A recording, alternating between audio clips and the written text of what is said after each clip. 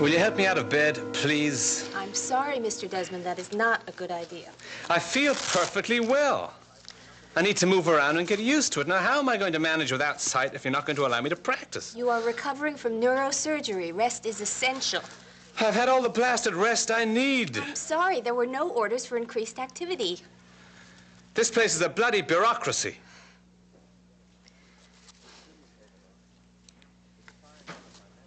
Would you do me a favor, nurse?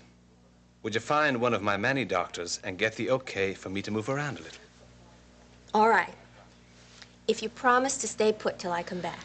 I promise.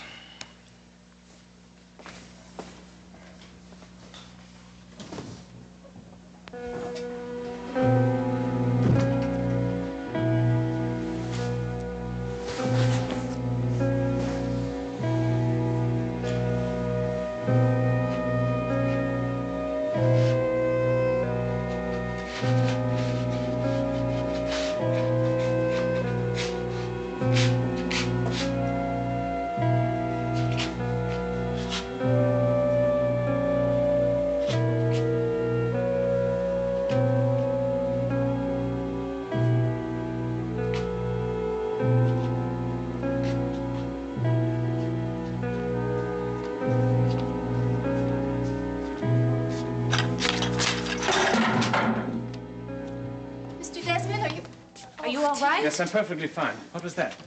That was your IV stand. Well, why the devil did they keep it in the middle of the room? Come on.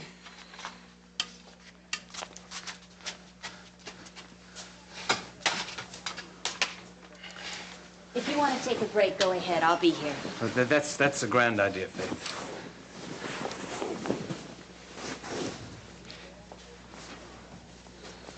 Has she gone? Yes, she's gone. Good. She watches me over me like a country school ma'am. Tom, that's her job. And obviously you need it.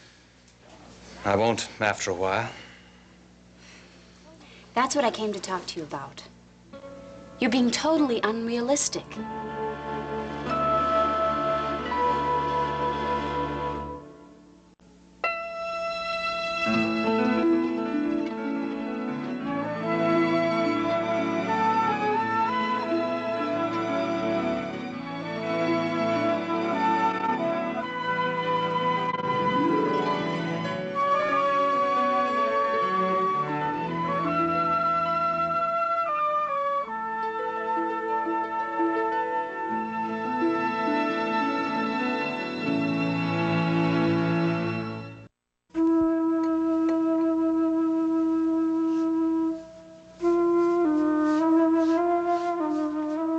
So the funeral is scheduled for tomorrow?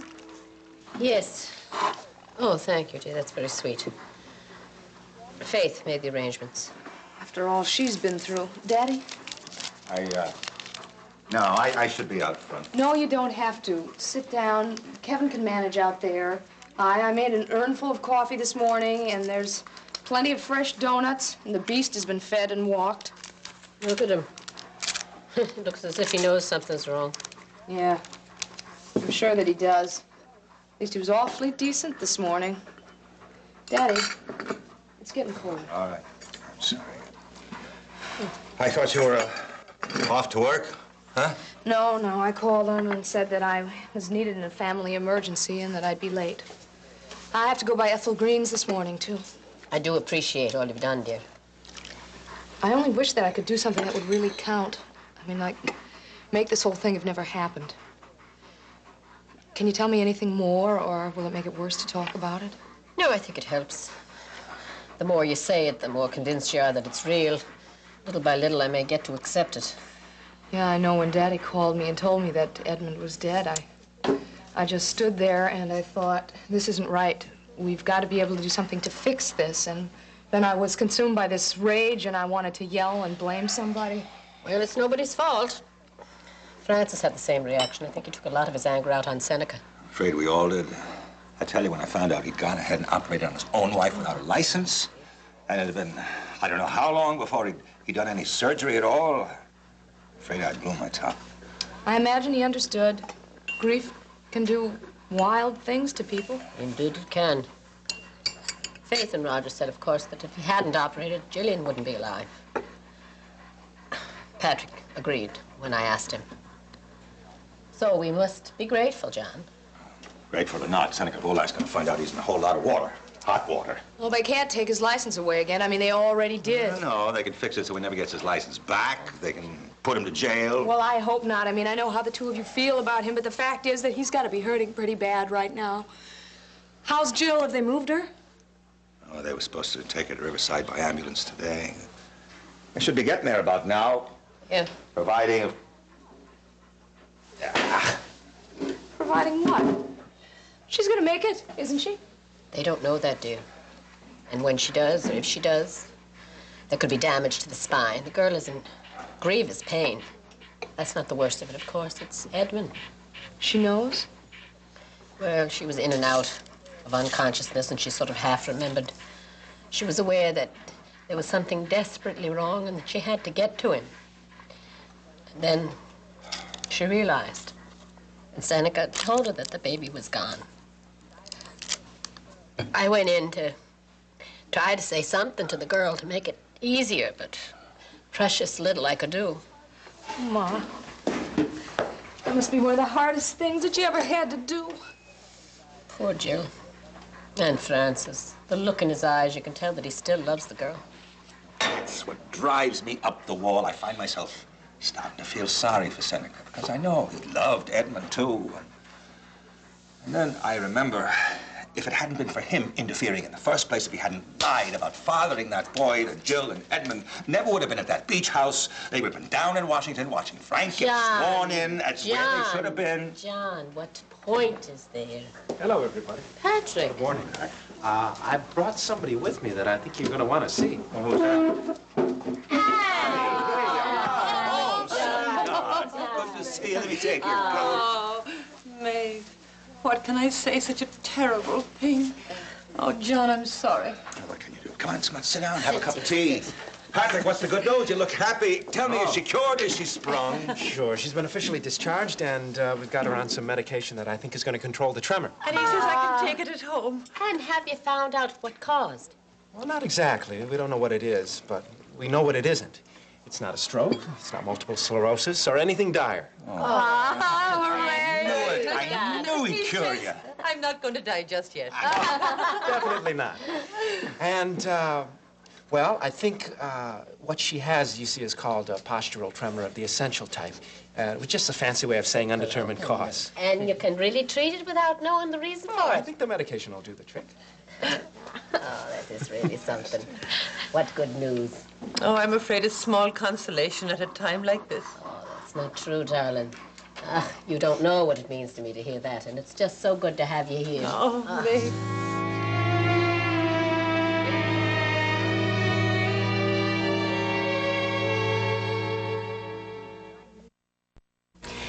Tom, I think you have to reconsider my offer. Come home with me. Faith, I don't have to do anything. How can you say that in light of what just happened? What just happened is that I clumsily walked into something that shouldn't have been where it was. Overprotection isn't the answer. I simply have to practice. And there isn't anything you can do for me. I can manage on my own. I've allowed you to do too much for too long. Tom, Faith, you married me out of a misguided compassion and a concern for my immigration status. I married you for different reasons. Oh, Tom, don't reduce it to that. We both wanted our marriage to work. Circumstances have changed between us, but your situation hasn't. What if you're sent back to Ireland and you're up against the Donahues now? What are your chances? Blind. All right, tell me this. How do you feel about me now? Apart from my immigration problems and my physical problems, how do you feel about me personally? I don't know. There's so many feelings, I can't put names on them. I feel close to you. Loving. Tom, I know what you've been through, and I understand what you're up against now, even if you refuse to admit that. In other words, your motivation in asking me to come home is largely pity. No! My motivation, Tom, is common sense. And you're bullheaded to suggest anything else. What do you have to lose? All I'm suggesting is that you come home, stay there till your problem's solved. I'm not saying come home and we're lovers again. We don't even have to have breakfast together if you don't want. What do I do with myself when Pat calls? Pat? How do you feel about him? How I feel about Pat has nothing to do with this. Faith, it has everything to do with it. I don't see how. Well, then you're blinder than I am. I'm fully aware of your feelings for Pat Ryan. I know that you've never stopped loving him and that you never will. I mean, you cried out his name when you were delirious here in this hospital. You've said his name in your sleep. There's no reason why you can't pursue the relationship now. You're both free. Well, if that's true, and I'm not saying it is, it still doesn't preclude your accepting my offer. And you call me bullheaded. Tom Desmond, I married you for a number of reasons. And among them, the fact that I wanted to help you. I put a lot of effort into that end. And I want to finish what I've started. Now, if you want to get deported because of some false pride and unreasonable sense of honor... You amaze me, Faith. I didn't think I'd have to spell it out, but obviously I do. I'm still in love with you, damn it. You want me to come home and live under the same roof in the house where our marriage began as a performance for the higher-ups in the immigration department? But I know you never could, you never will feel the way I feel. Do you want to live like that? What I want is for you to be well and safe. Tom, I care about you very much. I appreciate that. Well, at least think about it. A simple offer of hospitality. I have. I can't accept it.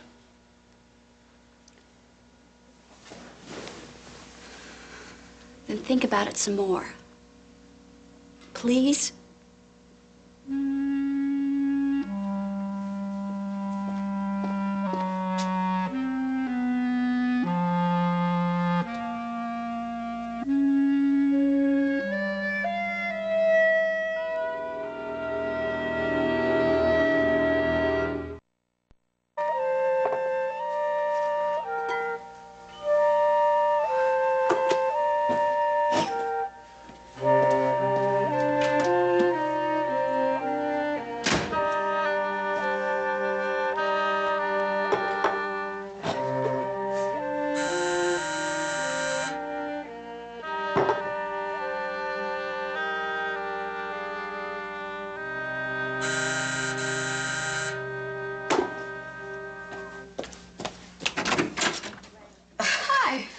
Oh, hi, honey. I'm glad it's you. Come on in.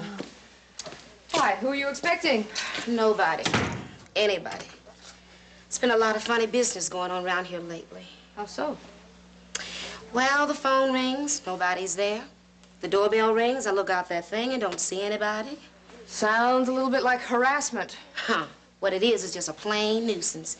Here, let me take your coat back. Yeah. Well, how have you been? Well, I'm okay.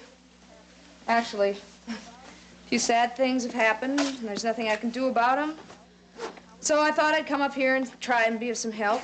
How we doing? Oh, yes, I was gonna call you a little later so you could look over this stuff. I have the letter all ready for the landlord. Have a look. Ah, Mr. Martin Pyle, C&P Realty Corporation. Yuck. This is to inform you that a bank account has been established in the names of the following tenants of your 5 buildings who will deposit February rent checks in these escrow accounts until the below-listed improvements are made. Fine. Oh, wow. Look at this list. Well, I just went down the checklist of complaints that the people gave me. And out of 69 items, we checked off 56. Now, this is one building or another. Well, that ought to keep them busy. Watch. There's nobody there. Oh, there is. Yes. You Ethel? I'm Mrs. Green. What is it? And who's this? Well, she's a friend of mine, but who are you? I'm a friend, too. Of some people who got an interest in some buildings around here. Is this Miss Ryan, maybe? Yes, Siobhan Ryan. What about it? My friends, they don't like troublemakers. Sometimes troublemakers get hurt. Oh, wait, now, you just listen to me, you big bully. I don't like people coming to my place throwing their weight around and talking a lot of nonsense to my friend. You get out of here. Just get out of here, you hear?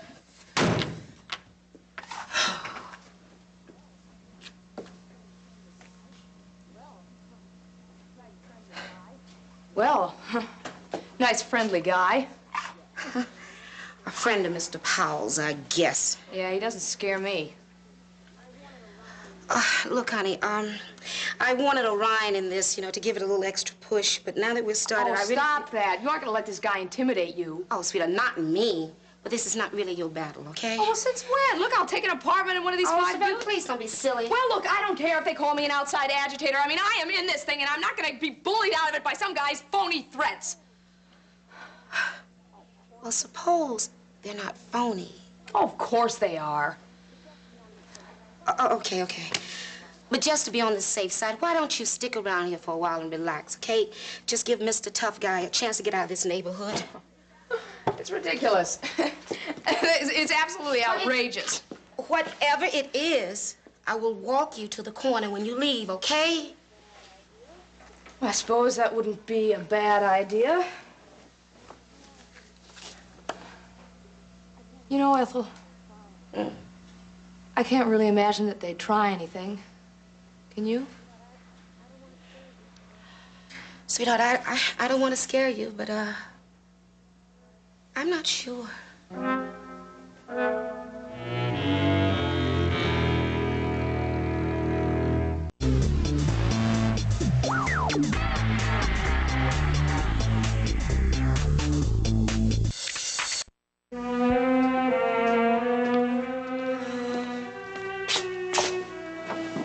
Hello?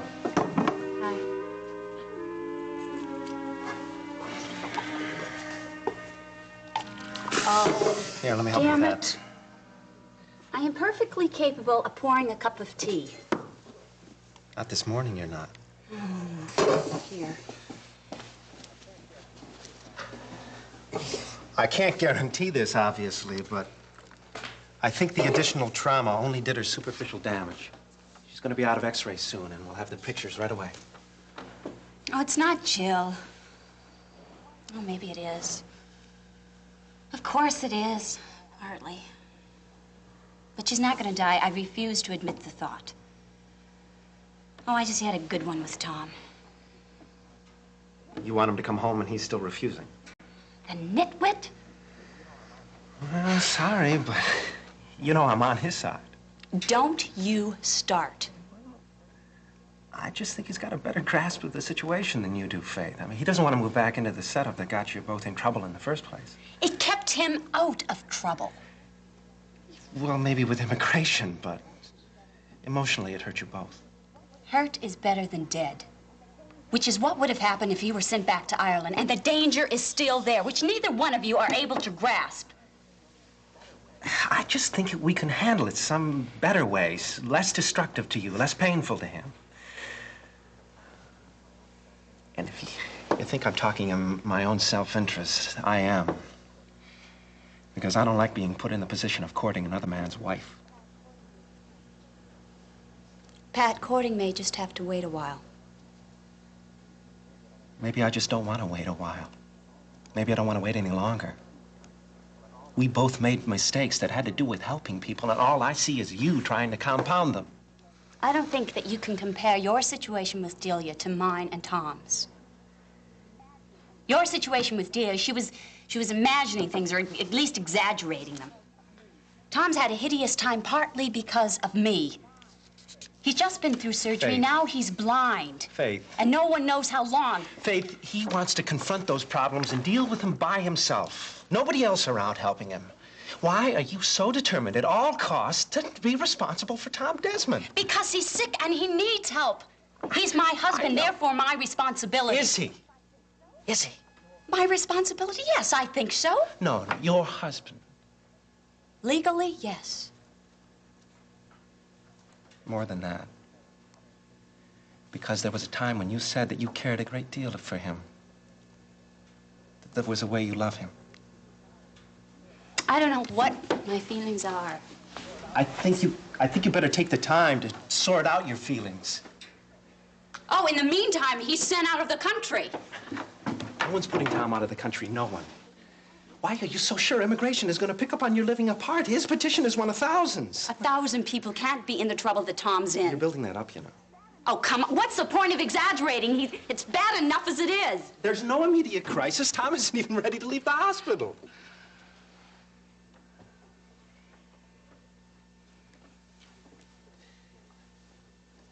You're worried sick about Jill, and that's coloring your feelings. And maybe you should just try to take it easy. Pat, do me a favor. Stop handling me. I really hate it.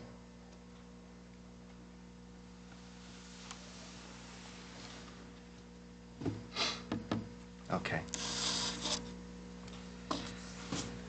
Drink your tea.